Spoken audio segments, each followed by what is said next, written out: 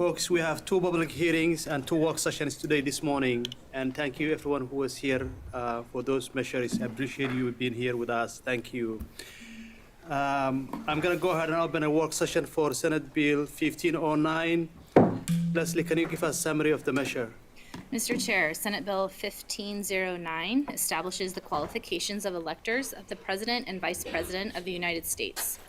It requires electors to sign a pledge to vote for the winning candidates. If the winning candidate either dies or withdraws after the date of the election, but before the convening of electors, it requires electors to vote for the replacement. It clarifies that the Secretary of State presides over the meeting of electors. It requires the Secretary of State to declare that an elector who does not vote according to the signed pledge has vacated the office and establishes a process for filling that vacancy. It provides the contents of a certificate of ascertainment of electors, and it takes effect on July 1st, 2026. The -1 amendment requires electors to not be affiliated with any political party if the candidates for president and vice president are not affiliated with a political party. It clarifies that when an amended certificate of ascertainment is required, the governor and the Secretary of State shall immediately issue it. It also aligns language for clarity. There's no fiscal impact and no revenue impact. Thank you, Mr. Chair. Thank you, Leslie. Really appreciate this. Committee members, we heard this bill on last Monday this week, and I really want to first of all thank Vice Chair Starr for co-sponsoring with me on this bill. Really appreciate that, and also I want to thank the advocates who participated in this discussion and brought this bill forward to us also as well. With that said, do we have a motion? Yes, Mr. Chair, I move to adopt the -1 amendments to Senate Bill 1509. Vice Chair Starr move is to adopt the -1 amendment to Senate Bill 1509. Is there a discussion?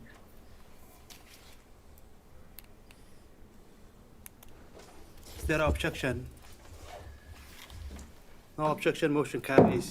Mr. Chair, I move Senate Bill 1509 as amended to the floor with a due pass recommendation. Vice Chair Starr move is Senate Bill 1509 as amended to the floor with a due pass recommendation. Is there a discussion?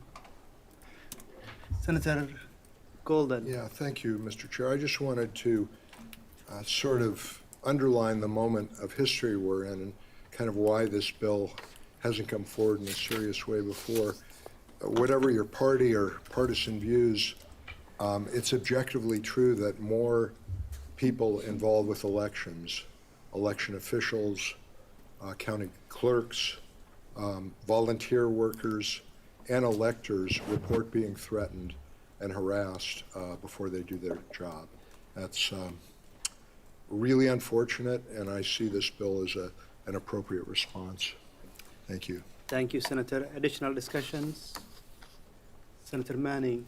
Thank you, Mr. Chair. Not to the motion or anything like that, but I do want to make sure to put on the record, because I just seen a text from the Senate President saying that he is watching, and I do have on dark glasses. So I want the public to understand I had double eye surgery yesterday, and lights hurt my eyes.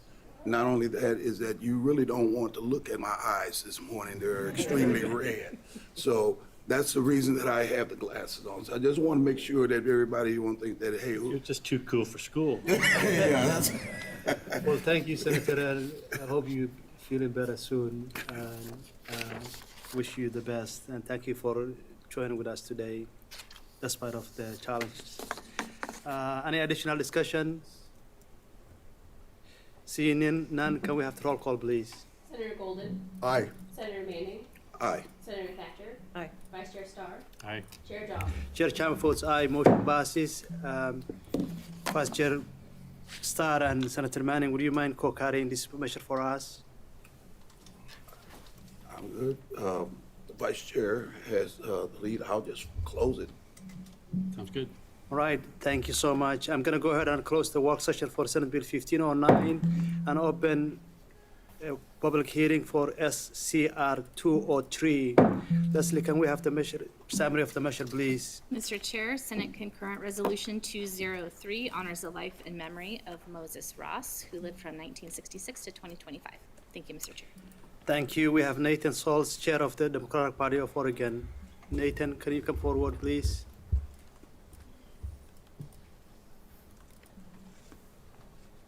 Yes, thank you, Chair Jama and Vice Chair Starr, and members. For the record, I'm Nathan Soltz.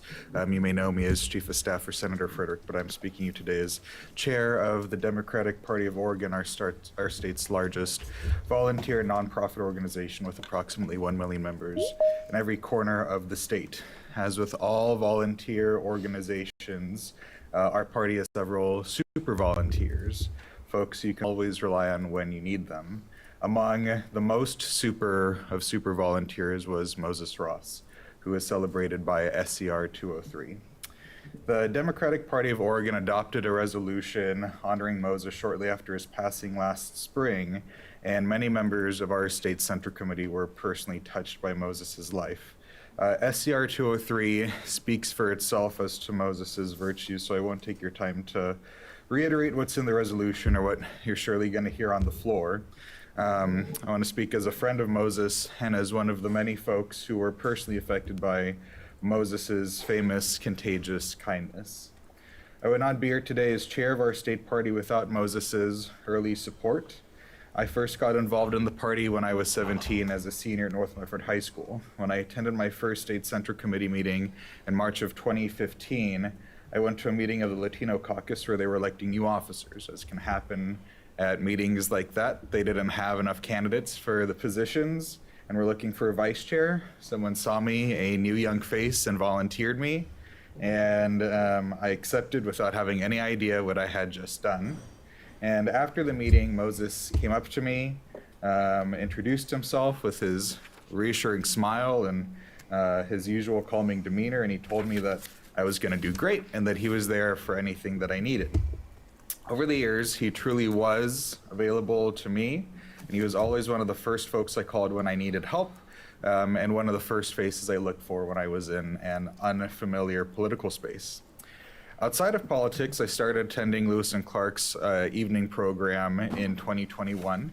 Nearby Lewis and Clark is Tryon Creek Sports Bar, the perfect spot to go after a long night of classes or an exam. And on one of my first trips there, I was ordering at the counter and heard Nathan from behind me, and there was Moses. He apparently lived just down the road, and this was evidently his neighborhood bar. So from then on, over the next 4 years of law school, he would periodically run into me there, and we would always say that we should plan a time to meet there and catch up intentionally.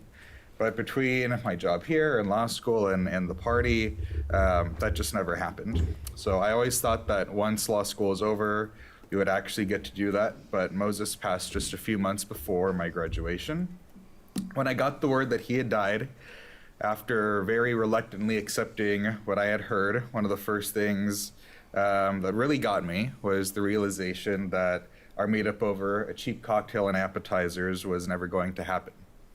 I haven't been to Tryon Creek Sports Bar since then. I'm not sure if I will. As with so many spaces, they just feel empty without Moses's cheerful presence.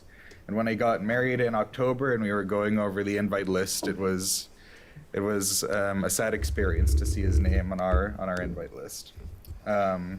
So on behalf of the Democratic Party of Oregon, we will miss him and will always be grateful for his work.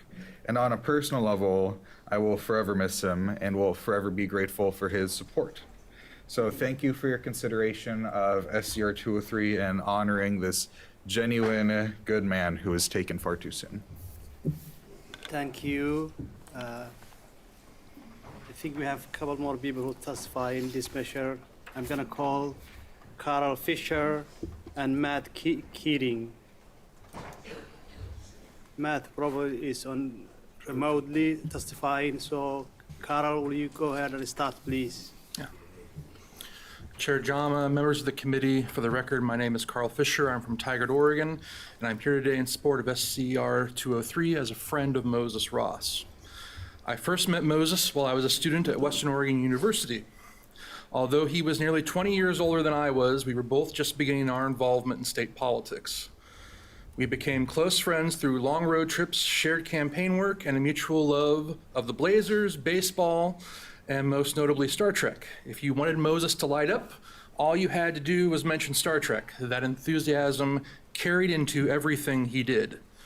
His lifelong commitment to civic engagement was shaped by his family, From the work ethic of his Mexican-American grandparents and mother to his father's belief in peace and equal justice under the law, Moses grew up immersed in public service.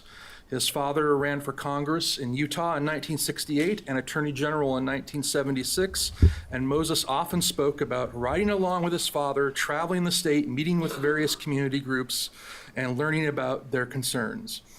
Those early experiences left a lasting imprint. Moses was quite simply born to life on the campaign trail. But what SCR 3203 captures best is not just what Moses did, but why he did it. While he worked on campaigns and in party leadership, he was equally devoted to the place he called home. He served multiple terms as chair of his neighborhood association, Multnomah Village, participated in community food drives, graffiti cleanups, road improvements, and local community events, and was active in the PTA for his daughter so she could grow up in a safe and welcoming neighborhood. He cared for his mother in his final years, and he never hesitated to help a friend, whether that meant moving boxes, taking down Christmas lights, or showing up on short notice simply because someone needed him. Moses' legacy is the community he built and sustained through quiet, consistent acts of service. SCR 203 honors that life and reminds us that democracy depends not only on elections and campaigns, but on people who show up for one another. I respectfully urge you to support SCR 203. Thank you for your testimony. I really appreciate you. Matt, can you hear us? I can, Chair. Can you hear me? We can hear you. Please go ahead. Thank you. Chair Jama, Vice Chair Starr, and members of the committee, including my boss, Senator Manning. My name is Matt Keating, Chief of Staff to Senator James I. Manning, Jr. My testimony today is in memory of my friend and my own. I thank Senator Frederick for bringing this poignant and powerful resolution forward. And for Moses, of all the souls I have encountered in my travels, his was among the most human. As SCR 203 articulates, Moses was an active community leader, a dedicated father, a successful small business owner, and he was a good friend. Moses and I first met on the pathway to the 2008 Democratic National Convention. He was a Hillary delegate. I was an Obama delegate. We became fast friends. I had the distinct honor of working with Moses at the MJ Ross Group. We served together as state delegates and national delegates. He would become a client and also a vendor of dozens of campaigns in which we collaborated on together.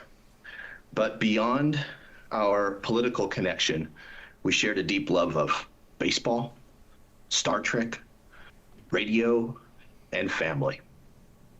I miss getting random Moses Ross calls to talk about a Deep Space Nine episode in which he saw that had multiple layers of what makes Trek so special, the human experience.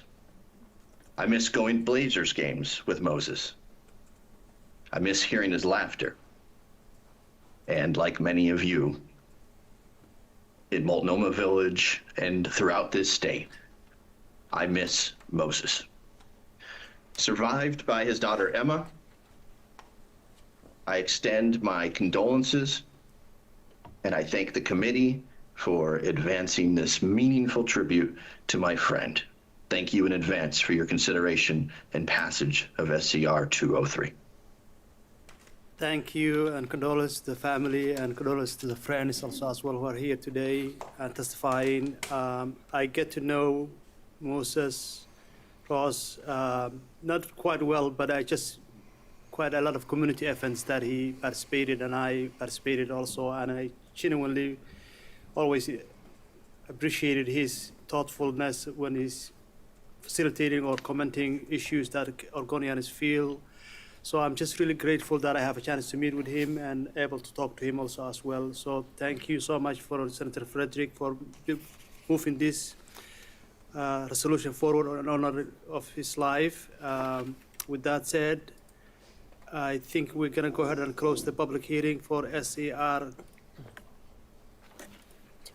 203 and open a work session for SCR 203. Mr. Chair, I move Senate concurrent resolution 203 to the floor with a be adopted recommendation. Vice Chair Starr move his House concurrent resolution 203 to the floor with the be adopted recommendation. Is there a discussion? Senator Thatcher. He sounds like he was an amazing person. I probably would have liked to have had lunch with him sometime. But I will be supporting this, and besides, he likes Star Trek, so there you go. Thank you. Additional discussions? Seeing none, can we have the roll call, please? Senator Golden, Aye. Senator Manning, Vote aye. Senator Thatcher, Aye. Vice Chair Starr, Aye. Chair Jama. Chair Chang votes aye, motion passes. We're gonna ask Senator Frederick to carry this resolution. I'm gonna go ahead and close the work session on SCR 203 and open a public hearing for Senate Bill 1501.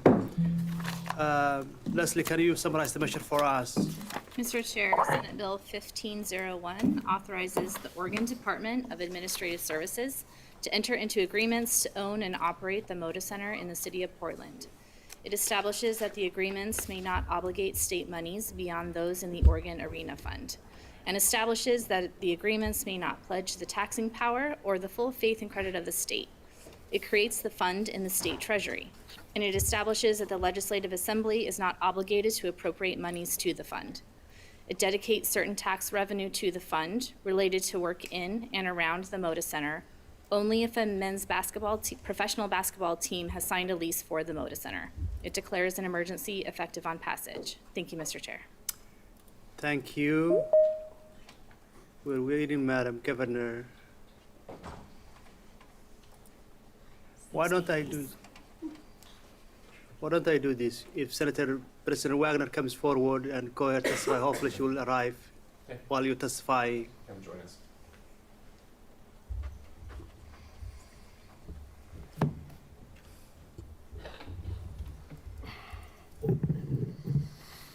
Chair Jama, Vice Chair Starr, members of the committee. For your record, my name is Rob Wagner. I'm the state senator for Senate District 19, which includes the communities of Lake Oswego, Tualatin, West Lynn, Southwest Portland, along the waterfront. I also have the honor of serving as the Oregon State Senate President.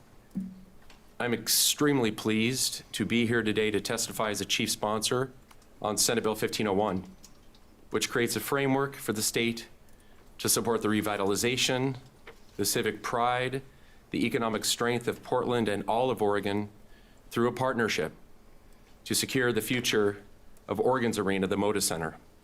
I'll be brief in order to hear from several advocates today, but let me state this on the outset. The Moda Center is Oregon's arena. The arena is the only large-scale civic arena in the entire state which drives regional impact to the tune of $670 million annually. People from across the state, from across the region, and often from across the United States travel to Oregon to attend sporting events and concerts and rodeos and monster truck rallies and summits. Supporting the Moda Center with the Trailblazers as its anchor tenant is a step this legislature needs to take in order to keep millions of dollars in economic activity in Oregon, continue to draw major events and tourists to our state, and preserve the growth and investment we are seeing in the neighborhood surrounding the arena. We also know what happens when arenas go under. Empty storefronts, decreased foot traffic, and millions of dollars in revenue lost for critical programs that are already strained. In 1999 through 2001, I was in grad school in Washington, D.C. I lived at 12th between C and D, about 20 blocks from Anacostia. And there was an arena there called Robert F. Kennedy Stadium. It was the home of the team that is now called the Washington Commanders. When the team moved in the early, mid-1990s, a major publication talked about the stadium that entered the, quote, ghost town phase. Let me quote from this publication. Once the lights went out, the 190-acre site became a massive asphalt desert. The stadium became a literal shell, plagued by, quote, rodent infestation, structural decay, and rusting seats. For decades, the stadium was an economic engine for the surrounding Hill East and Kingman Park neighborhoods, communities that obviously it had an interesting history around racial segregation and a difficulty in terms of economic development. When it closed, local businesses, and again, this is a quote from the publication, bars suffered massively, impacting the vitality of the entire city. Senate Bill 1501 has three parts that will support the renovation and management of Oregon's arena for 20 years. First, it provides a pathway to shared ownership with the Moda Center between the state and its current owner, the city of Portland. Once this shared ownership is established, we would be able to use 20-year general obligation bonds as an available mechanism and financing tool to support renovations. Next, it establishes the Oregon Arena Fund to receive existing redirected revenues from a number of sources to renovate, maintain, and operate the Moda Center, including the payment of debt service. Senate Bill 1501 does not appropriate any money to the fund, nor does it obligate the legislature to appropriate the resources. And third, it directs certain state agencies to work with the arena operator to quantify taxes derived from the economic activity of the Moda Center and reinvest those dollars back into the Oregon Arena Fund for payment of debt service and operations. And I understand the governor is probably on her way. Right now, there are several panels that are going to come after me, so I would be happy to entertain questions or in private conversation. But let me close with this. Senate Bill 1501 is the framework that provides a responsible, strategic path forward together. I thank you so much for your opportunity and your consideration of this legislation this morning. Thank you. Thank you. Questions? Thank you so much. Thank you so much. Appreciate you. I'm gonna go ahead and. Okay, I think the governor might be arriving.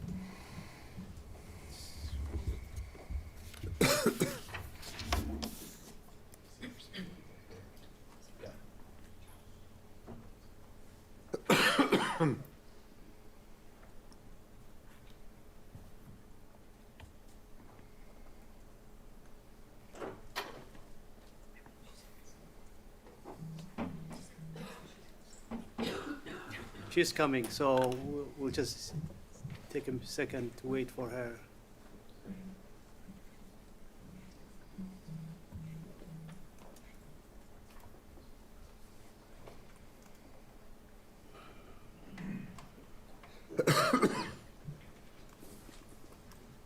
Come on in, Madam Governor.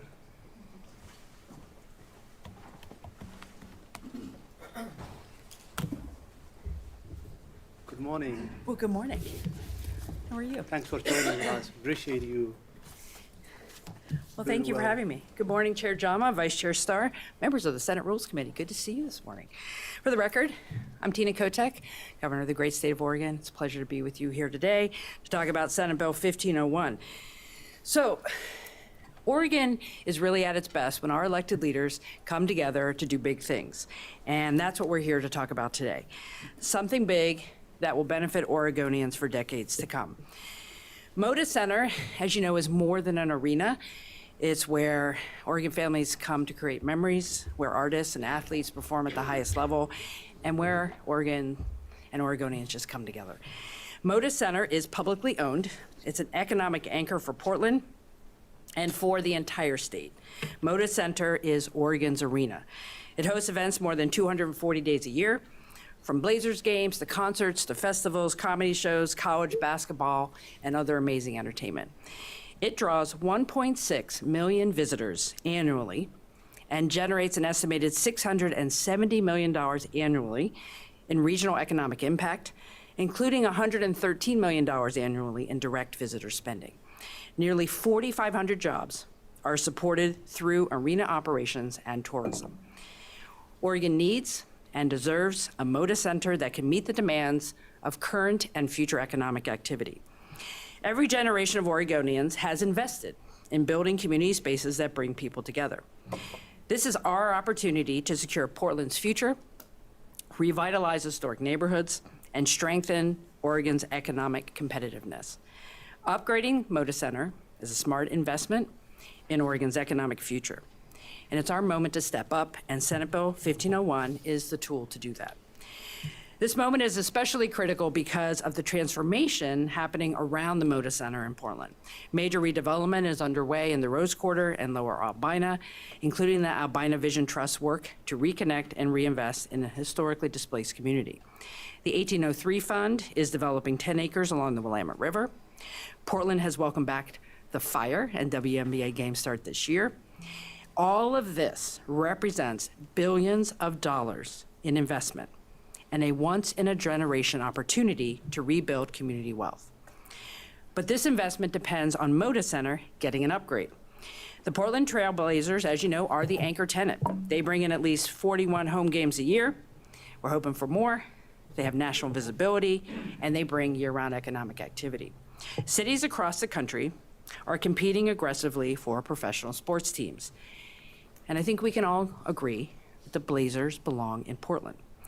Senate Bill 1501 provides what I think and what our elected leaders have come together to believe is a responsible, strategic path forward, a framework that we can build upon without raising taxes.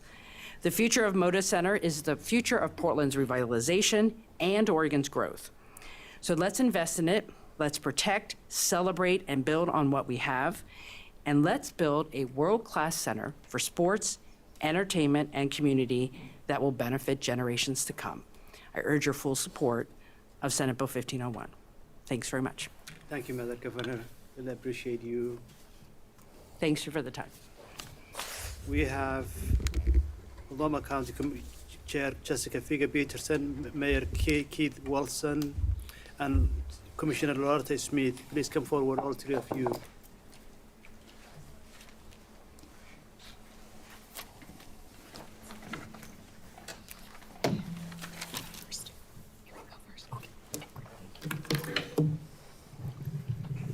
Good morning. Chair Jama, good morning. Thank you for this opportunity. Vice Chair Starr, members of the committee, appreciate your time. My name is Keith Wilson, and I am the mayor of the great city of Portland. Portland is on the rebound. In the last year, conditions have improved greatly. We are now able to provide life-saving shelter and care to people living on the street, which has allowed us to restore basic livability standards in our community. I watch closely. Crimes are trending down, and business openings are trending up. Portland is on the rise, but our renaissance is fragile. Losing the Trailblazers would be a calamitous blow to our economy, community, and for the state. But this is about more than just a single building and more than just a single team. This is about Oregon's future. The Moda Center is Oregon's largest gathering place and busiest entertainment center in our state. It draws visitors from every corner of the state, including many of your constituents, providing a venue for major concerts and rodeos, community events. We serve rural, suburban, and urban Oregonians alike. I'm here bright and early today to ensure that you know the city of Portland is all in on Moda. We have a local investment plan in the works that will go through our council that will include $120 million of upfront capital investment with an average of $14 million per year for capital improvements and ongoing operations for a total of over $400 million over the life of this investment. Partial state ownership of the arena and a meaningful state investment will allow the critical project to move forward, unlocking major economic development activity and strengthening Oregon's position as a destination for large-scale events across this nation. It will allow us to compete for major performers that the venue cannot currently serve, increasing economic value to the state and ensuring we are no longer a flyover from San Francisco to Seattle. It will give our new WNBA team the home and court it deserves while meeting an immediate need for our construction industry, supporting thousands of good-paying construction jobs and workforce development opportunity over the next many years. With state partnership, this is an opportunity to inject new energy into our economy at this particular critical point. It's a generational opportunity to invest in jobs and culture and Oregon's long-term economic vitality. Renovating the Moda Center isn't about just a building. It's about the future we want for our economy and the community across the entire state. Thank you for this opportunity. Good morning, Chair Jama, Vice Chair Starr, and members of the Senate Rules Committee. My name is Jessica Vega-Peterson, and I proudly serve as the Chair of Multnomah County. I'm here today to testify in favor of Senate Bill 1501, which sets the framework to move forward a multi-jurisdictional agreement to renovate the publicly owned Moda Center in Portland.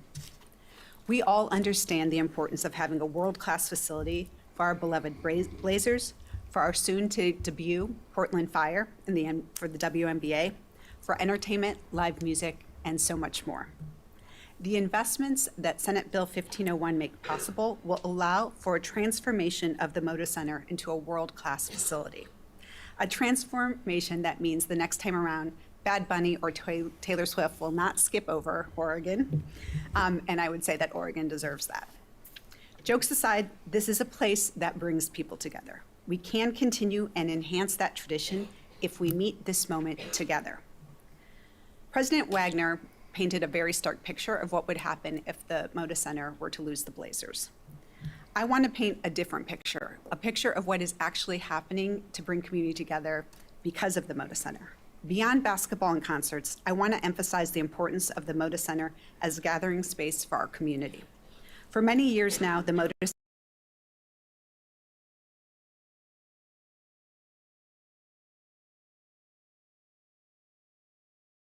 not skip over Oregon, and I would say that Oregon deserves that. Jokes aside, this is a place that brings people together. We can continue and enhance that tradition if we meet this moment together. President Wagner painted a very stark picture of what would happen if the Moda Center were to lose the Blazers. I want to paint a different picture, a picture of what is actually happening to bring community together because of the Moda Center. Beyond basketball and concerts, I want to emphasize the importance of the Moda Center as a gathering space for our community.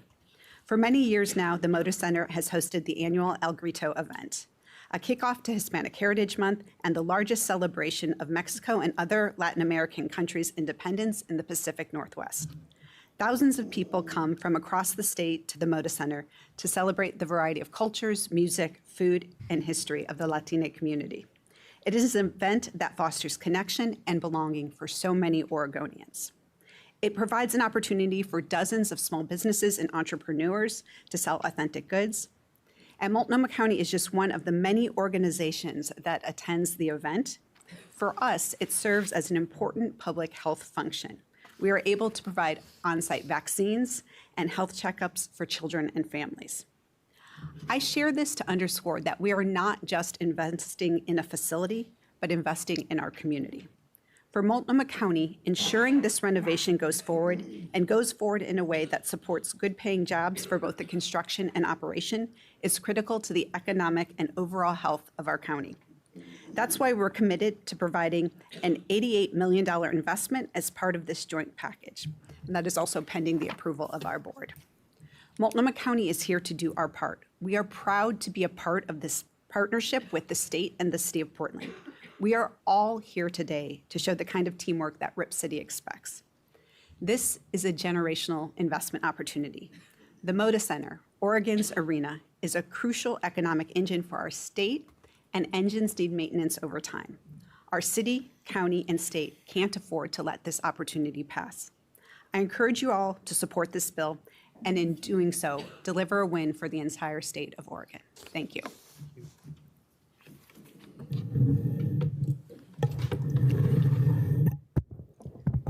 Good morning.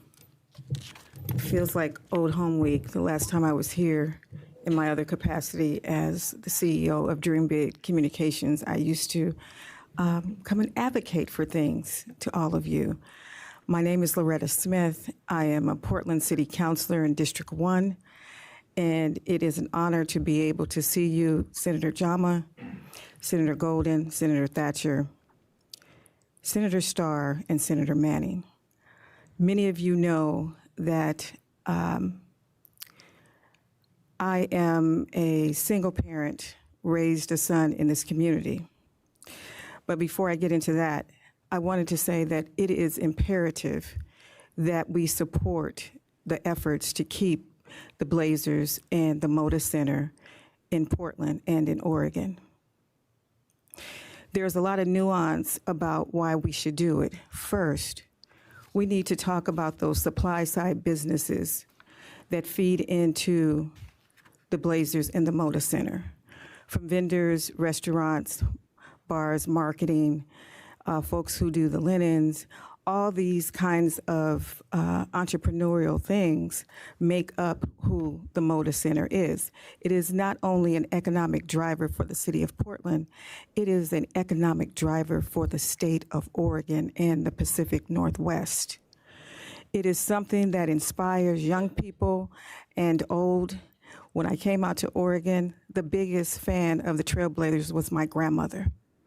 She dropped down to her knees and she thanked God when they won the championship when she was here. And that is the reason why I became a fan.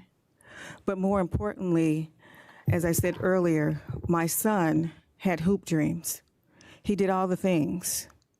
AAU basketball, high school basketball, got a 4-year scholarship to go to the University of Washington.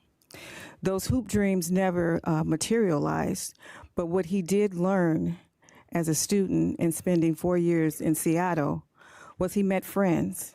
And through those friends, he started 2 startup tech companies and also a CEO of a nonprofit organization that teaches young people how to become student athletes.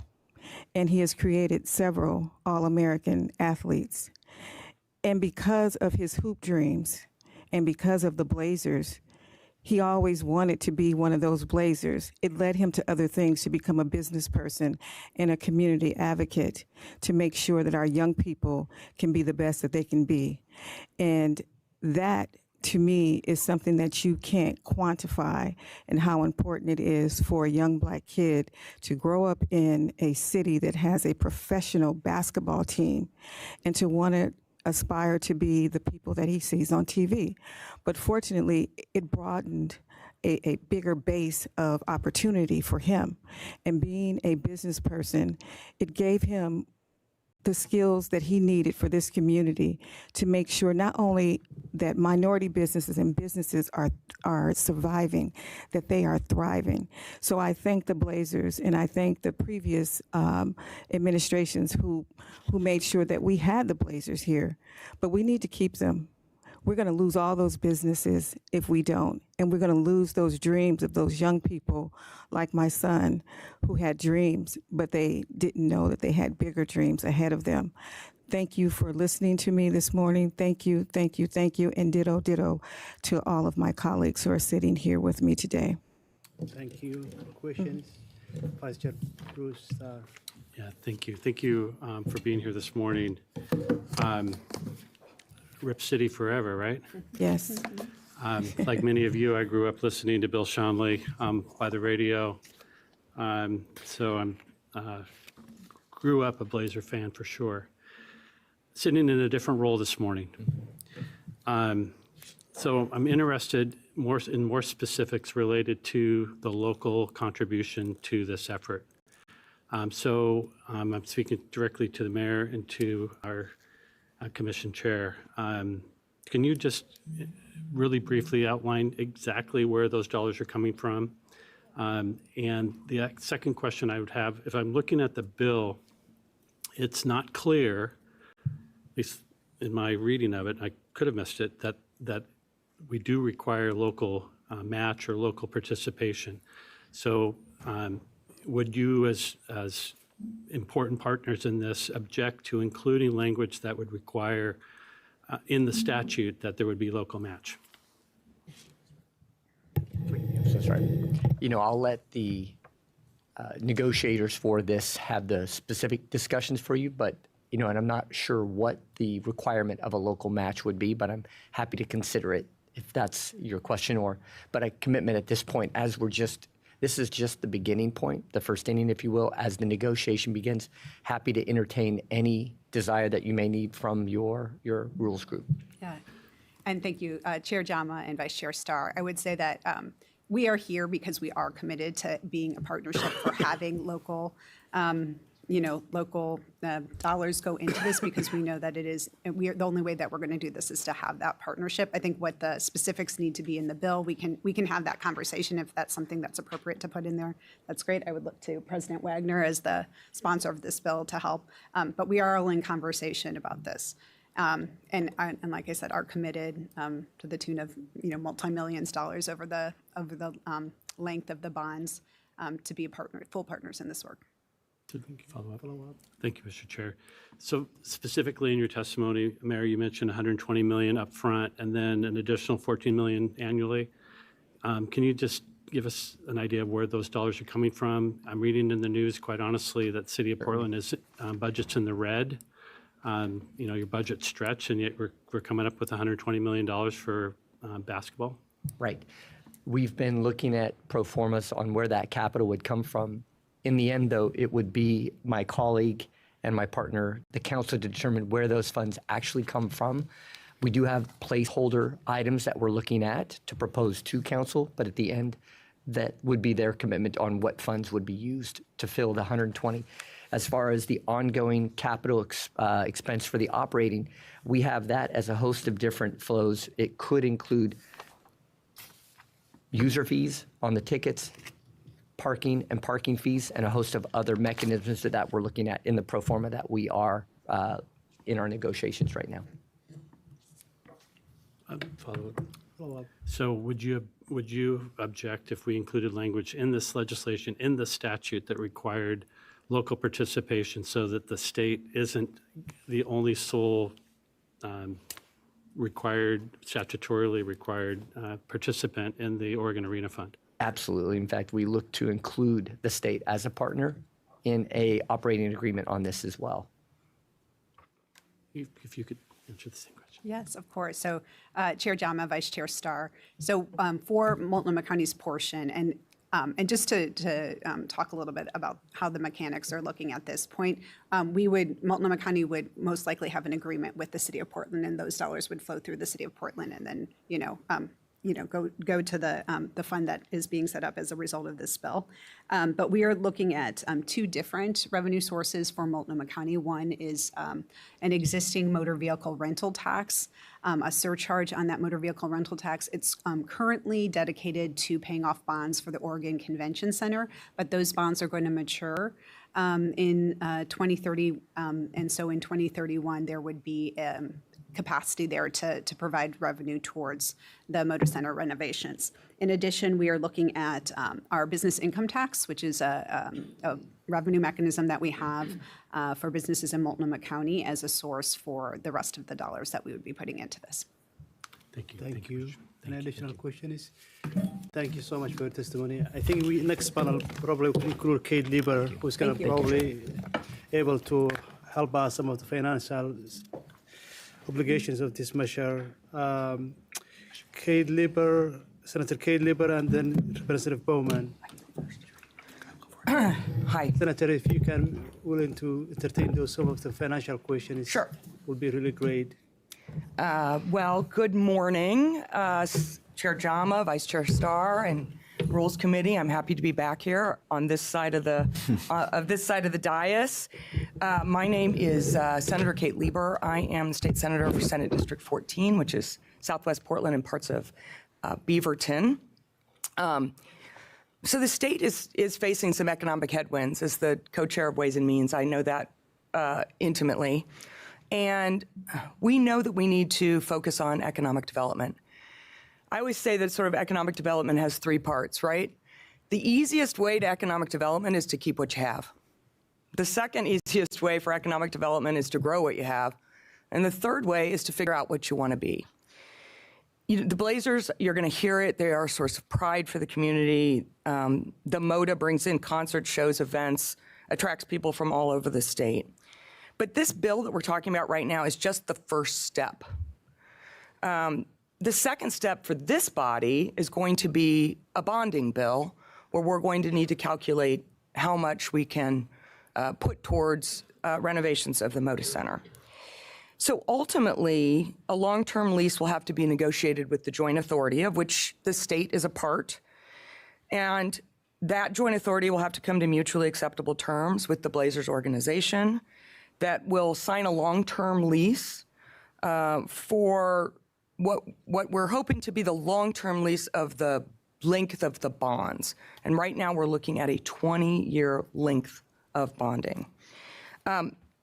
If we do not have a mutually acceptable terms in the lease, we won't sell the bonds. So the triggers are going to be included in the bonding bill. We're using sort of withholdings from the Blazer organization and other construction costs in order to calculate the amount of money that we believe that we can have with in the bonding bill. So that is how we're going to calculate it. It's going to be from the withholdings from the Blazers. If the Blazers leave, we know we will be losing revenue because of the Blazers organization.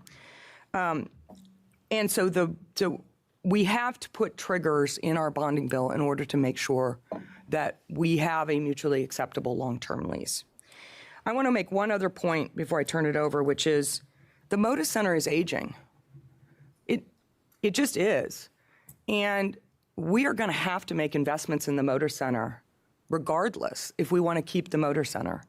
So we're either going to make a run at keeping the Moda Center with our long-term tenant, the Blazers organization, or we're going to invest anyway in the Moda Center because it's going to need investment.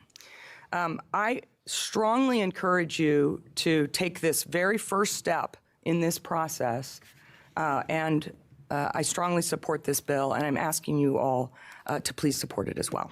Thank you. Thank you. Chair Jama, Vice Chair Starr, members of the committee. For the record, Ben Bowman, State Representative from House District 25 and the House Majority Leader. I'm going to zoom out a little bit in my remarks.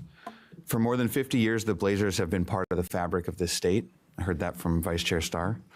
For many of us, that connection started young. I grew up with the Blazers, watching with my dad, getting my heart broken in the playoffs every year, falling in love with basketball. I used to spend time at Lafke Park pretending I was Arvydas Sabonis. Generations of Oregonians have their own experience with this team. They've been a rallying point for our state. Parents pass that fandom down to their kids. Strangers high-five on the max after a big win. For decades, this team has helped define what it means to live in Oregon. But here's what really matters for the legislature. The Blazers are not just a professional basketball team, and they provide more than just cultural value. The Blazers are a major economic engine for Portland and for the state. They support directly and indirectly thousands of jobs. They drive tourism. They anchor activity in downtown. On game nights, restaurants fill up, hotels book up, local workers across industry benefit. And as you heard from Senator Lieber, anchor institutions matter now more than ever for our state. The Blazers are one of those anchors.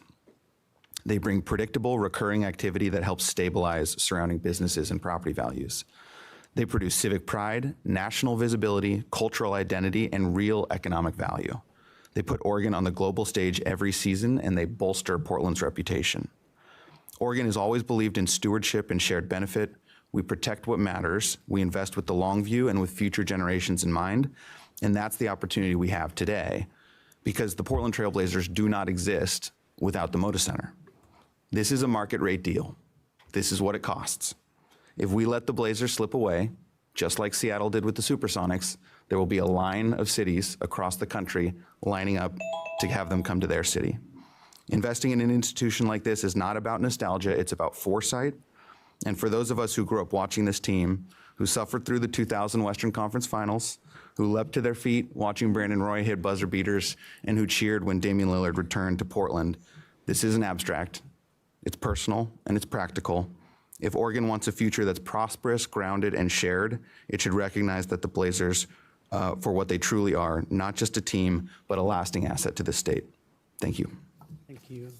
Vice Chair Starr. Thank you, Mr. Chair. Thank you for your testimony. I find little to disagree with what you've shared. This isn't the first state or city that has negotiated a deal with a professional sports team. There are lots of statutes in various states across the country where legislators in those states have protected the taxpayer, recognizing that this is big money big investments, lots at stake, including protecting the taxpayers themselves. As I look at this bill, there's very little detail here. There's very little guarantee that we make significant investment, either this biennium or the next.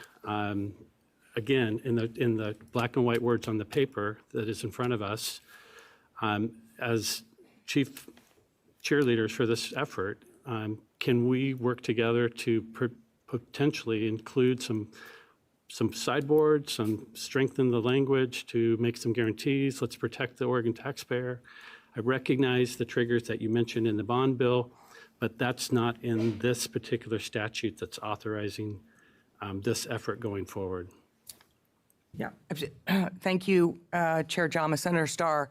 Yeah, absolutely. Look, we're in, like I said, this is sort of the first step. We have to create a vehicle by which we are able to negotiate a lease, and we have to create a vehicle by which we're going to have monies flow into it. And so this is, when I say this is the first step, I really mean it. I certainly think that sideboards can be put into here, and I think sideboards are going to be also put into the bonding bill.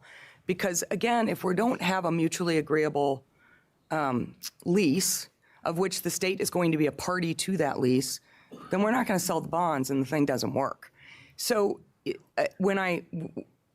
what we're trying to do with this this language in the bill is to really create a situation where we're able to figure out how to use GO bonds, just like Senator Wagner said, and that will enable us to then open up sort of more conversations around sort of which GO bonds that we use. And it allows the state and the city to start negotiating that long-term lease. We know that these are complicated. It's not going to be contained with, we cannot contain everything in the law that is going to be in that lease. But we certainly can put some work together to put some sideboards in. And I just want to say one other thing. The city and the county have been really great partners throughout this. This is complicated. This is not just as simple as, oh, we're just going to do this. We have to take our vision and come to the legislature and get the votes, just like the mayor has to with city council, just like Chair Vega Peterson has to with her. There is multiple sort of stages. So we unless we take the first step, we're never going to get to the next 20. This is the first step. Thank you. Thank you, Senator Golden. Sorry. Thank you, Mr. Chair. I want to stay with this a little bit because I think it's really at the crux of what's on legislators' minds. I'm not hearing anyone dispute the importance of the Moda Center and the Blazers to the metro and the state economy. I think almost we can just stipulate that and move on. I think it's really important, the clarity you had, Senator Lieber. This is step number one, which would lead to a negotiation. And the linchpin of this whole thing is a mutually acceptable agreement with the anchor tenant, the Blazers, for a period of 20 years. And our movement forward as the state will depend on that agreement. And that's where we really have to get in the nitty-gritty of how the money flows and how it works for all of us who are, number one, not wanting to expose Oregon taxpayers to possible loss here. So my question would be, if this bill essentially enables that serious conversation to go forward, let me for just a moment be not optimistic and say in a country where we do have already, I think, a line of cities looking for a Major League Basketball franchise, one rather large city to the north certainly is, let us say that we are not successful in achieving an mutually acceptable agreement for that lease. What have we lost? What are we putting at risk for passing this bill if we don't have the outcome we want? Thank you, Senator Jama. Senator Golden, nothing.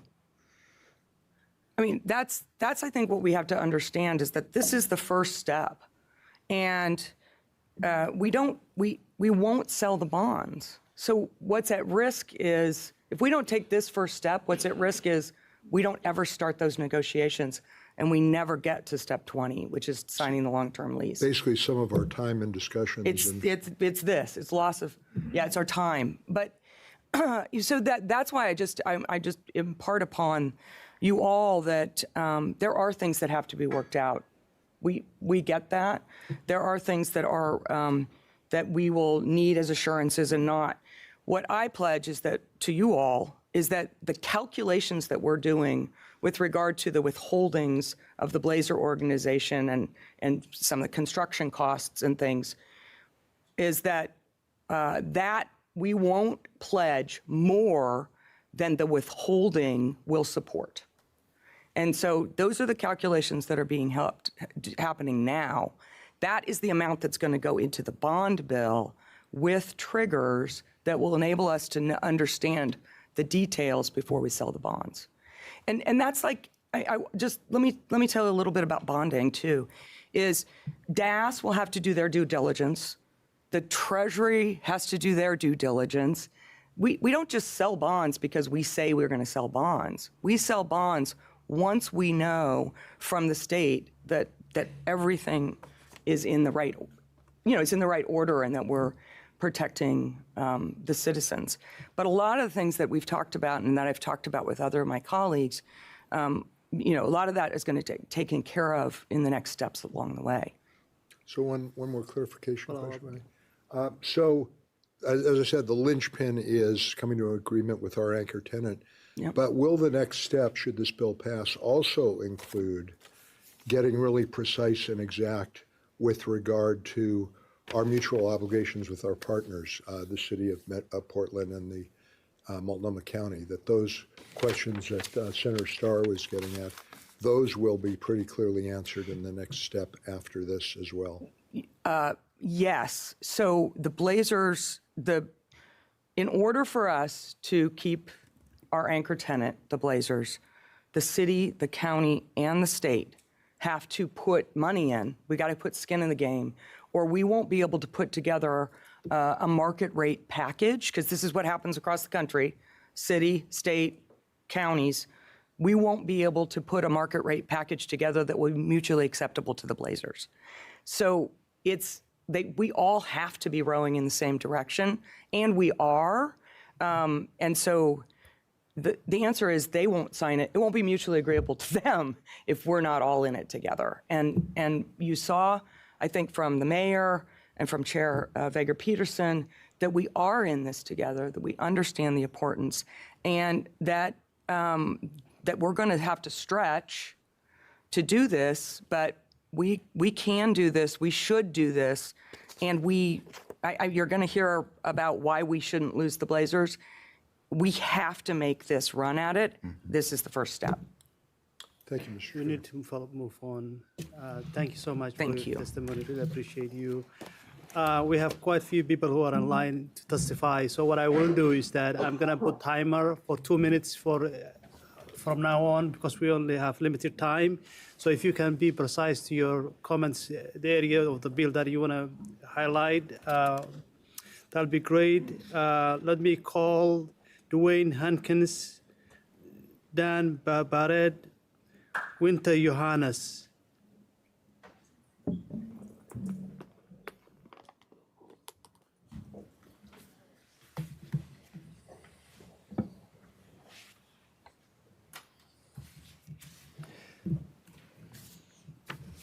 Thank you and welcome, and you may start. Yeah, thank you. Thank you, Chair Jama, Vice Chair Starr, and members of the committee for the opportunity to be here today. For the record, my name is Dwayne Hankins, President of Business Operations for the Portland Trailblazers and RIP City Management.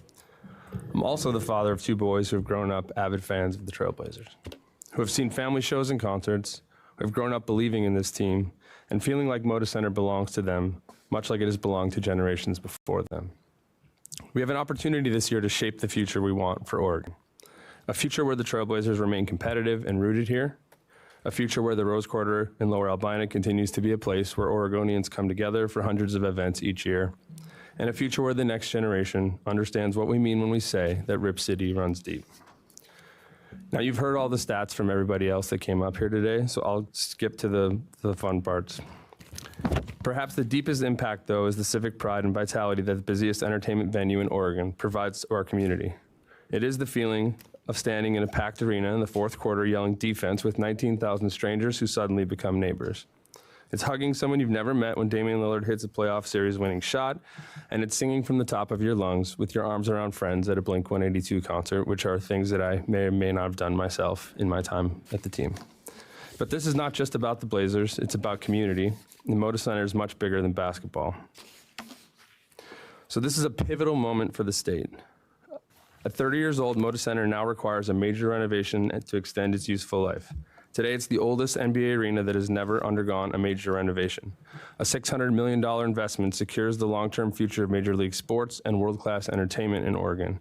It creates thousands of great-paying jobs, it protects existing jobs and future workforce opportunities. And it also supports something uniquely Oregon. In partnership with AVT, this project helps anchor restorative development in Lower Albina, setting a national example for how business and community work together to solve tough challenges. Thanks for your time. Thank you. Please go ahead. Good morning, Chair Jama, Vice Chair Starr, and members of the committee. My name is Wente Johannes. I'm the Executive Director of the Albina Vision Trust. We are a community-driven development organization working to rebuild historic Lower Albina, a neighborhood that was systematically displaced by past urban development, yet remains the cultural heart of Portland. We are ultimately guided by the belief that our future can be brighter than our past if we dare to be committed to being intentionally remarkable in how we care for Albina, a hub of statewide economic infrastructure for the entire state of Oregon. I'm here today in strong support of the state's proposed package to fund a thoughtful strategic renovation of Moda Center and to ensure the Trailblazers remain in Portland for decades to come. Moreover, we recognize that Moda Center is by far the most diverse gathering place in all of Oregon. In 2024, as you heard from Dwayne, the Albina Vision Trust and Portland Trailblazers came together to form a deep-rooted partnership called the Albina Rose Alliance. We are united by the fundamental belief that standing shoulder to shoulder, business and community can solve our biggest problems. As the two largest cultural anchors in Lower Albina, we are collectively building a brand new blueprint for civic participation and restorative redevelopment, one centered around the lives of children, play, and the economic and generational well-being of our community. Our efforts accelerate the work of the largest restorative redevelopment effort in the nation while deepening the Blazers' roots in Portland, expanding their impact and transforming the Moda Center into a state-of-the-art, community-integrated, and world-class event venue is a critical part of this partnership. As we continue to work to bring thousands of people to the district and generate more activity around the Moda Center, losing the Blazers would be a devastating blow. This disinvestment and inactivity would echo past harms, leaving a prominent piece of land disconnected from community life. Further, Oregon would send a message to investors and partners that this is not a state with the capacity to make big projects happen. So I'll just close by saying that the Albina Rose Alliance exists because both parties recognize that all of this is about more than basketball. It's how we use the best of what we have, culture, community, and economic impact to build something better than we've collectively inherited. Thank you for your support. Thank you. Good morning. Good morning. For the record, Chair, thank you, Vice Chair, members. My name is Dan Barrett with CA Icon. I am an advisor to the Trailblazers and available for questions to support the team.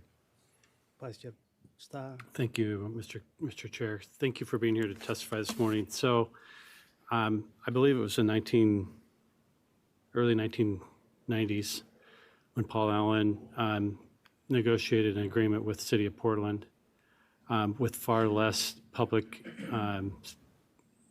skin in the game, public investment, a commitment to stay in the City of Portland for 30 years. Pretty ironclad agreement between the owner and the city.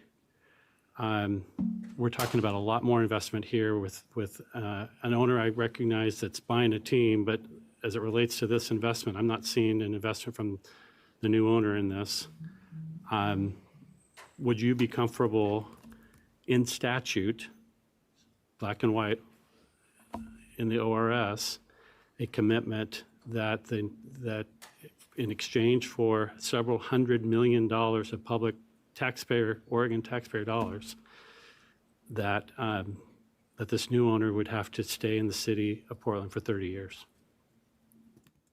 I mean, as you said, Vice Chair, the building is already at 30 years old. So our plan and implementation and all the data that we have says that a building really is a 50-year lifespan. And so the work that needs to happen to the building, we believe can sustain the team for the next 20 years. So the answer is no? Yes, the answer is no. So, follow-up. So the, in the exploration of all of this, was there thought about, instead of a remodel of an existing building, a construction of a new facility? Yeah, the question came up when Commissioner Silver had initially made a comment about the arena, and he said that a new building had to be built. We were able to work with the NBA office to realize and understand that a renovation was all that's needed. In reality, a new building would be twice as much to do, and with our public partners who you spoke with earlier today, we thought the responsible thing was to do a renovation. Follow-up, Mr. Chair. So you said that the Moda Center, it's got a 50-year life, so in 20 years, have to tear it down and rebuild something new? I think we'll look at where we are at that time point and see what needs to happen at that time. Thank you, Mr. Chair. Thank you. Thank you for your testimony. We appreciate you. We're going to go ahead and call next panel, Terry Johnson, Duke Shepard, and Chim Itzel. Please come forward.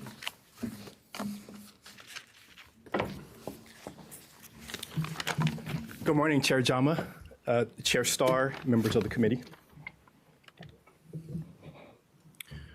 My name is Terry Johnson, and I'm the CEO for Boys and Girls Clubs of Portland Metro. I'm here today in support of Senate Bill 1501 and the creation of the Oregon Arena Fund to renovate the Moda Center and ensure the Trailblazers remain in Portland for years to come. I want to speak to you today not just about sports or buildings, but about kids, families, and community partnership. Boys and Girls Clubs of Portland Metro have served the community since 1946. And today, we operate 5 club locations from Hillsborough to Rockwood in East Multnomah County. And we impact more than 8,000 youth and families each year, providing free after-school care for elementary youth and engaging teens in life and career readiness programs. Every day after school, working families depend on us to keep their children safe, supported, and inspired. But we don't do that work alone. We rely on stakeholders who truly believe in investing in young people with intentionality and care. One of our most important partners is the Portland Trailblazers. The Blazers Boys and Girls Club, located on MLK Boulevard in the heart of the city center, is our flagship club within a 5-club footprint. This club was built in 1996 through the leadership efforts of legendary Trailblazers, Terry Porter and Jerome Kersey. 30 years later, it remains a long-standing resource for youth development programs in Northeast Portland, a community hub and safe haven for families in the community, and the only Boys and Girls Club location in the country amongst 1,000 clubs in the BGCA national network that has a naming partnership with an NBA franchise. For 80 years, Boys and Girls Clubs of Portland Metro has empowered young people to discover their full potential. We can only do that work through strong partnerships. The Trailblazers are one of those rare community partners who show up and invest and demonstrate a loyal commitment to our youth that translates to real impact. I respectfully urge you to support Senate Bill 1501. Thank you. Good morning. Good morning, Chair Jama, Vice Chair Starr, members of the committee. For the record, my name is Jim Etzel. I'm the CEO of Sport Oregon, the state's nonprofit sports commission. We're supported by over 150 corporate annual investors that drive our mission, which is to drive economic, quality of life, and positive social impacts in Oregon communities through sport. Sports is economic, we like to say. It's social and it's emotional. And the Blazers and the Moda Center are the absolute anchor of our sports ecosystem at every level. Let me talk to you about why. From a professional franchise level, they were the first, all right? They are still in the top, what's regarded as the top 4 major professional sports leagues in North America. I like to give credit to our soccer franchises and everything, but the Blazers lead the way. They also play in a facility that we can activate with over 230 other evening or event nights a year. No other facility offers that opportunity for our state's community. As the Blazers go, so does our franchise community. They are the bellwether. All the franchise leaders who are all stakeholders in our organization will tell you that. Facilities drive opportunity. The best, most recent example that I can give is the construction of the new Hillsborough Hop Stadium in Hillsborough. That freed up space in the old stadium, which we successfully landed a brand new professional softball franchise, the Portland Cascade. That would not have happened if we didn't have the new ballpark. They could not have overlapped in that facility. When we talk about this facility, it's not just the Blazers. You've heard it mentioned about the Portland Fire. If we don't have the Blazers, our ability to keep the fire is in jeopardy. It's just a reality because the building will not, if it's not relevant for the Blazers, it's not going to be relevant long-term for the fire in the WNBA as well. Also, our ability, you've heard about the women's Final Four that we were fortunate to win almost 5 years ago for 2030. It'll be the largest sporting event that the city of Portland has ever hosted. It'll have over $30 million of economic impact. It drives a 3,000 person convention in addition to the Final Four itself. It's the National Coaches Convention. It'll take up every square inch of the Oregon Convention Center and occupy over 12,000 room nights over a 4-day period, effectively taking the entire inventory of the city of Portland from a hotel standpoint. If we were to... You wrap it up, sir. Yes? Can you finish it? Yes, I'll be quick. So also the last thing I'll point out is the building's operational and economic relevance. It needs to be modernized. When I say that is, would not be in a position today, with the state of the arena today, that we were 5 years ago to bid for the future events, whether it's future Final Fours, regional championships, U.S. figure skating championships, et cetera. It's extremely important to the overall ecosystem of the state. Thank you. Thank you. Good morning, Chair Jama, Vice Chair Starr, members of the committee. My name is Duke Shepard. I am here on behalf of Angela Wilhelms, our president and CEO at Oregon Business and Industry. We are a statewide business association with members in every county, employing over 250,000 people. 75% of our members are small business. Our mission is to create a healthy, prosperous, and competitive Oregon today and for future generations, and this bill is certainly a part of that mission. Now more than ever, we need to focus on initiatives that can help restore Oregon's economic competitiveness and generate economic activity.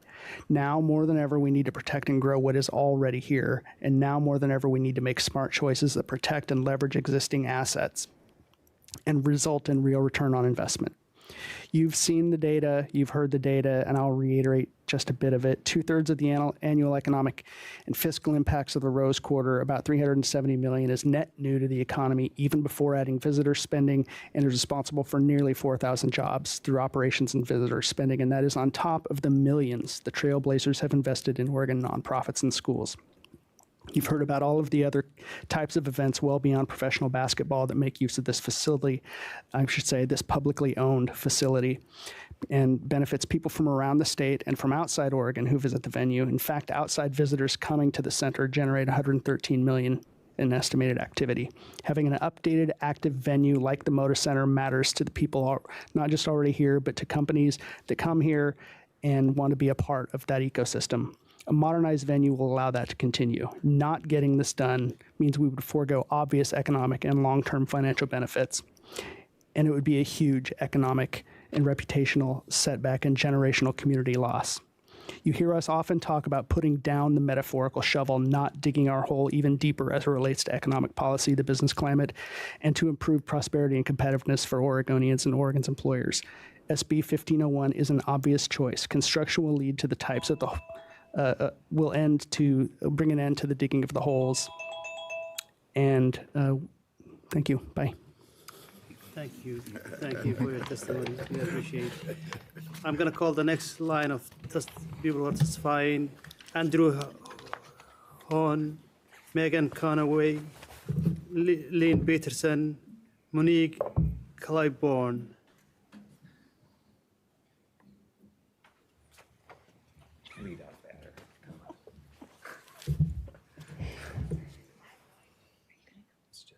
Good morning. Good morning.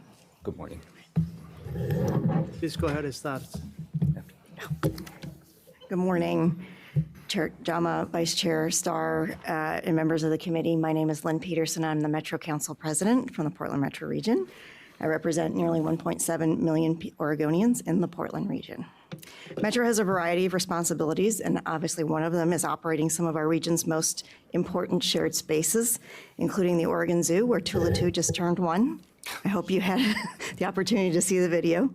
It is the most visited place in Oregon, the Oregon Zoo, the Oregon Convention Center, and the Portland Expo Center.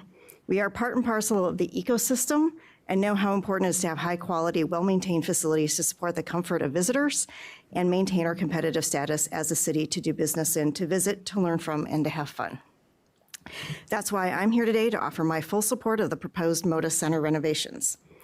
Just yesterday, the Metro Council and the Metropolitan Exposition Recreation Commission, otherwise known as MERC, approved moving forward with up to $16 million in sports improvements to the Expo Center because the Portland Metro region has committed to more sports investments as part of our revitalization effort. That will all be internal from Metro, maybe some help from outside, but we are moving forward on a lot of investments in the sports arena and are very committed to making sure that we are doing that as a partner with the Blazers.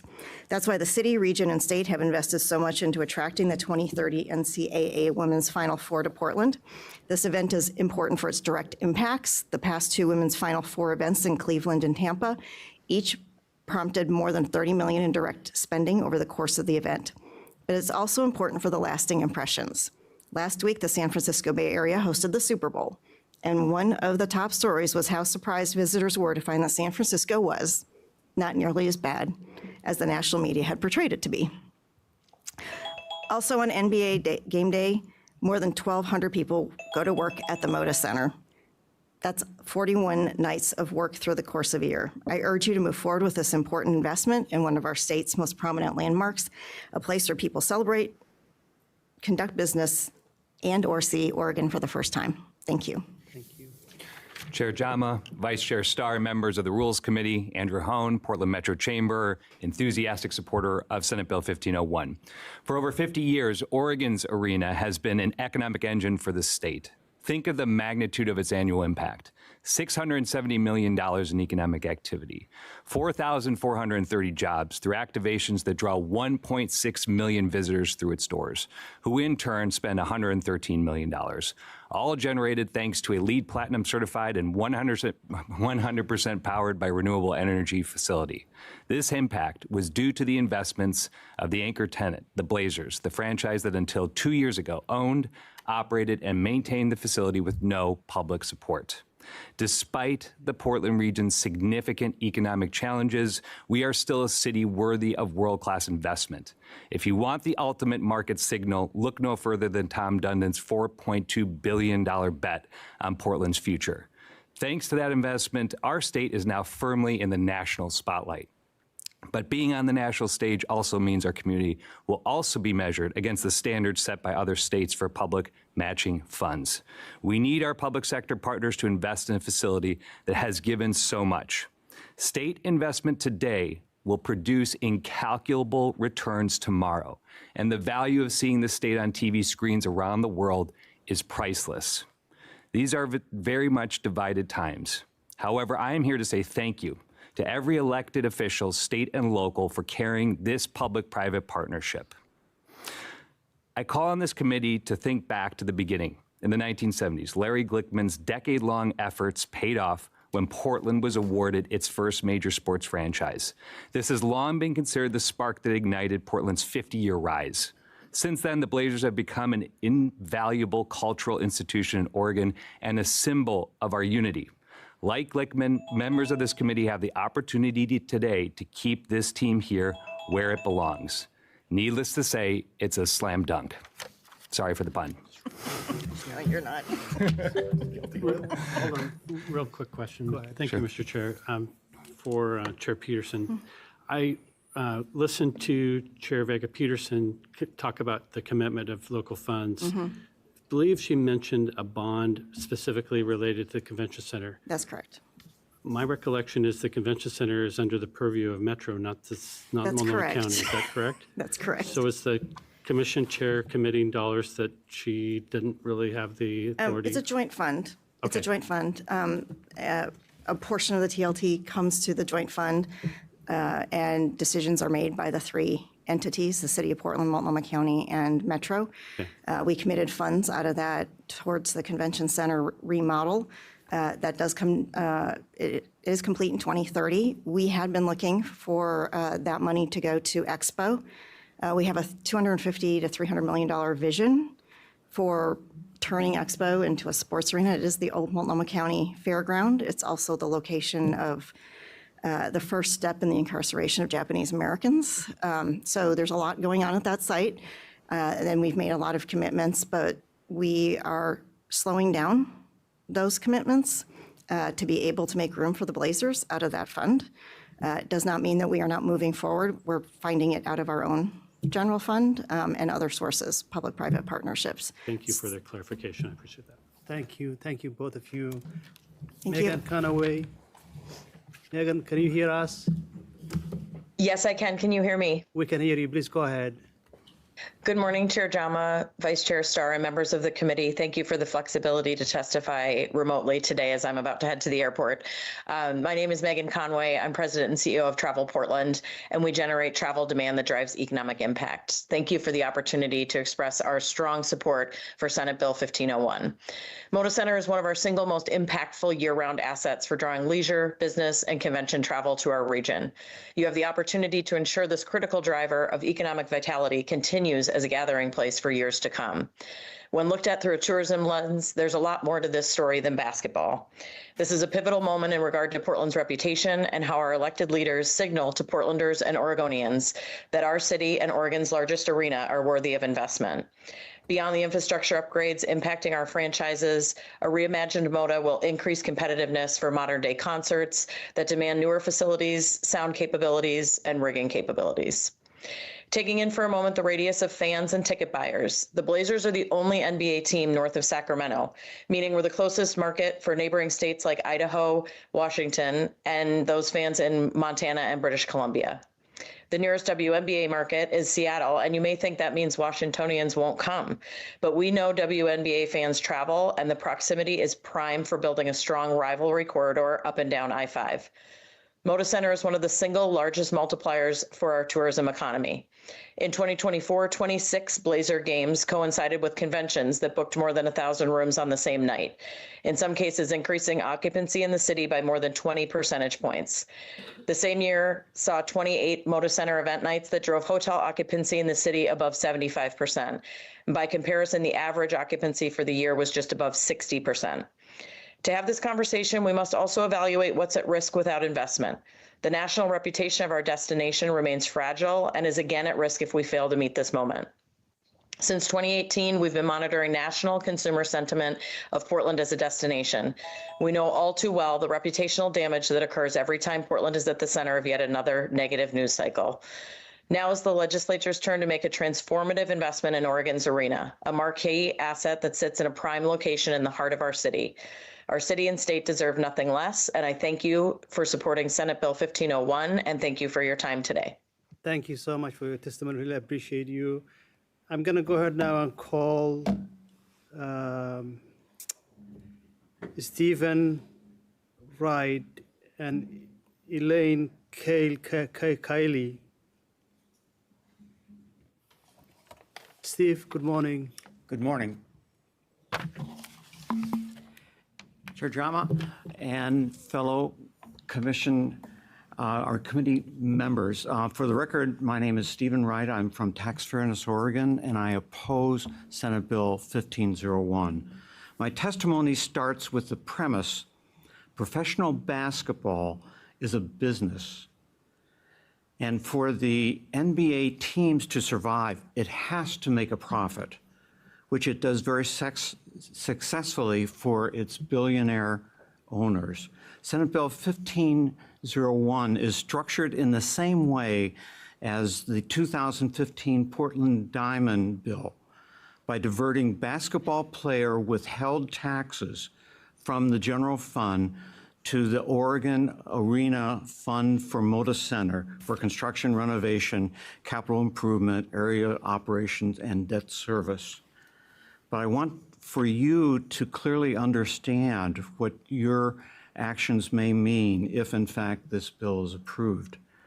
The bill does not include any new money.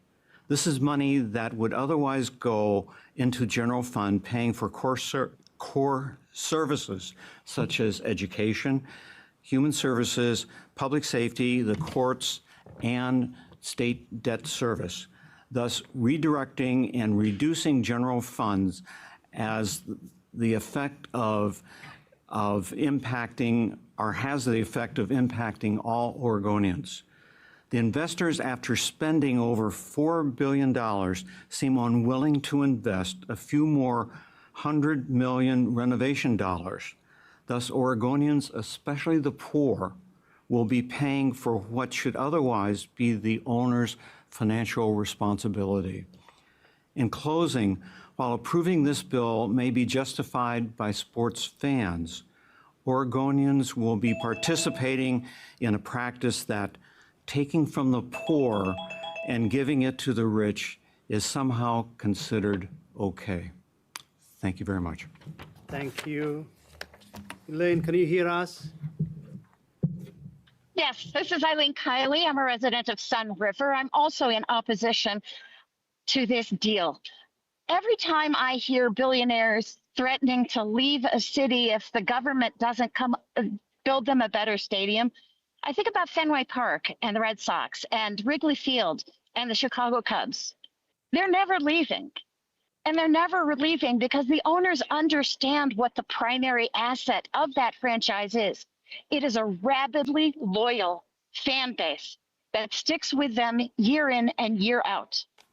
So now when a billionaire asks us to pay for the renovations that they want and take that money out of the general fund, which should be going to schools, then I just realized what's it going to cost them to go and build? Elaine, we're losing you. What is it going to cost them to build a fan base someplace else that's as rabid and loyal and such a good source of revenue as the people of Oregon? It's going to cost them a lot more than $500 million. And the long term is the revenue. That's what they need.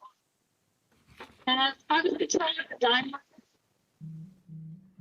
South Carolina. And I will tell you that we have multiple options. And DAS has multiple options to get this deal done.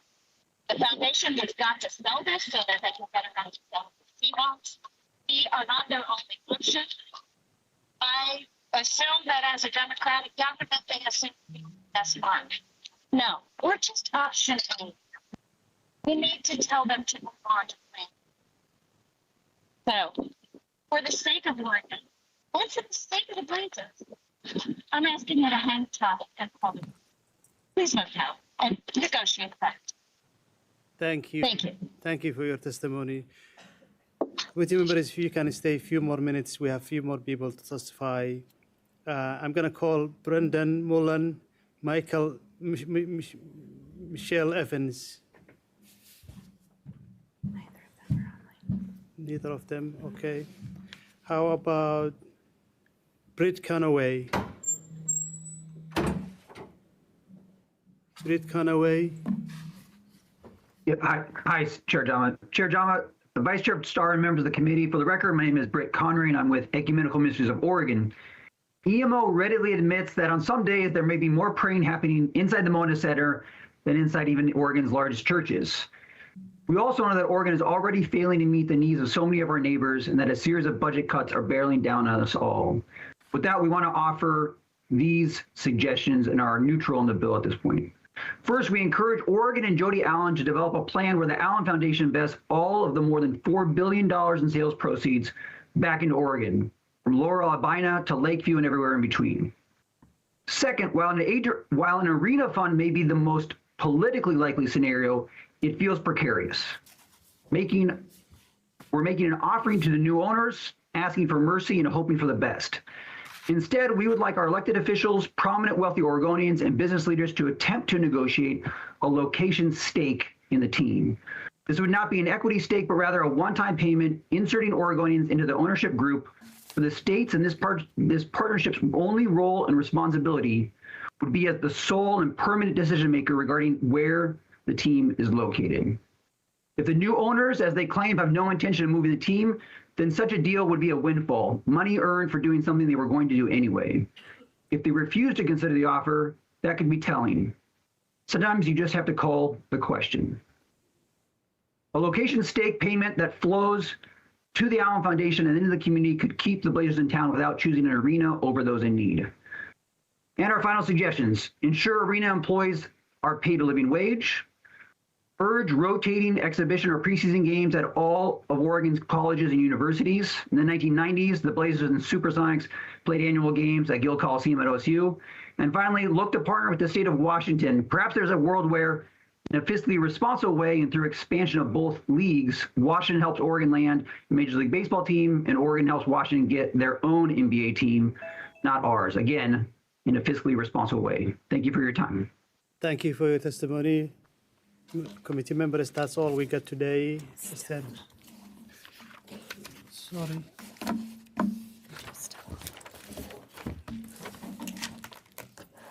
Okay, actually we have one more person, Stefan Mortis. Stefan Mortis, can you hear us? Yes. Please go ahead. Can you hear me? Good morning, Chair Jama and members of the committee. My name is Stefan Moritz, and I'm the Secretary-Treasurer of Unite Here Local 8. Local 8 is the hospitality workers union in the Pacific Northwest, representing over 7,000 workers in Oregon and Washington. We represent hotel and food service workers in Portland's Stadium District at the Hyatt Hotel and the Oregon Convention Center. To make a long story short, we need better jobs at Moda. As you consider dedicating hundreds of millions of dollars to the future of Moda Center, I urge you to consider whether that investment also leads to better jobs that include healthcare and family supporting wages. We hear from food service workers at Moda that is unfortunately not currently the case. Here are a few testimonials I wanted to share with you from workers at the arena. One worker said, "I have worked at Moda Center for 9 years. I don't have access to healthcare because I'm deemed part-time employee, even though I work 40 to 60 hours during the season." Another worker said, "Despite working at Moda Center for 4 years, I have no guarantees on receiving work when there are events, and I never know from week to week how many shifts I will get." Another worker said, "I've worked at Moda for 13 years, but this job doesn't provide basic benefits like healthcare and bereavement leave. Last year, when my mom was battling and passed away from cancer, I wasn't able to take the time off I needed to be with my family." And finally, a worker telling his story about being homeless while working at Moda. "I've been homeless, relying on the good graces of other people, and used what little money I had for hotel rooms. On days where I had no shifts, I had to stay on the streets. As a member of the LGBTQ+ society, it has been very dangerous for me to be on the streets.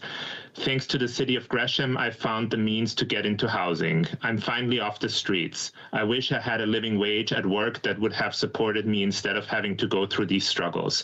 I've always had employment and never been homeless before. We're excited to build the future of the Blazers together, but I urge you to center the needs of our working people's community that makes Moda successful every day as you deliberate on the merits of this legislation." Thank you so much for the opportunity to testify. Thank you so much for your testimony. This concludes our testimony. I'm going to go ahead and close the public hearing of Senate Bill 1501. We're adjourned.